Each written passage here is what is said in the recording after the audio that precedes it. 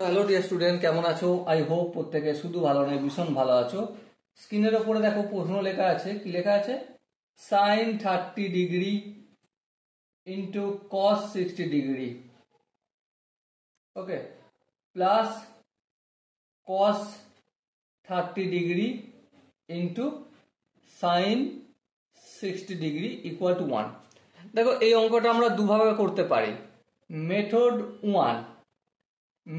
One value put করবো আমরা, ঠিক আছে। সাইন 30 ডিগ্রির ভ্যালু কত? অবভিয়াসলি 1/2। কস 60 ডিগ্রির ভ্যালু কত? যেটাই সাইন 30 ডিগ্রির ভ্যালু সেটাই কস 60 ডিগ্রির ভ্যালু, ওকে। তাহলে 1/2 হয়ে গেল। প্লাস কস 60 ডিগ্রির ভ্যালু, কস 30 ডিগ্রির ভ্যালু কত? কস 30 ডিগ্রির ভ্যালু হচ্ছে √3/2 ইন্টু সাইন 60 ডিগ্রির ভ্যালু কত? অবভিয়াসলি এটাও √3/2। দেখো একের দুইয়ের সঙ্গে একের দুই গুণ করলে অবভিয়াসলি একের চাই হবে। একের √3 সঙ্গে √3 গুণ করলে 3, আর দুইয়ের সঙ্গে 2 গুণ করলে 4। সো দেখো এটা 4 আর 4 এলসিএম 4, এটা 1 প্লাস 3। সো কি পেলাম আমি? 4/4 মানে 1 হলো। এটা মেথড 1।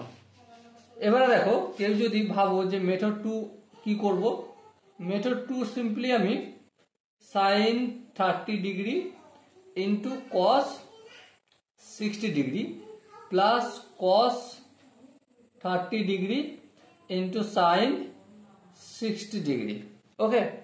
সো আমরা একটা কাজ করি এখানে। কি কাজ?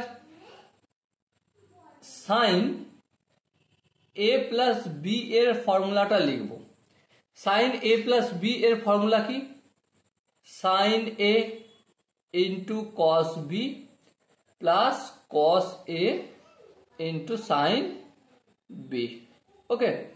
এবার দেখো এ 30 ডিগ্রিটাকে যদি এ ধরি আর 60টাকে যদি বি ধরি, তাহলে কি হবে? এটা আমাদের এক লাইনের মধ্যে সাইন এ প্লাস বি মানে 30 ডিগ্রি প্লাস 60 ডিগ্রি।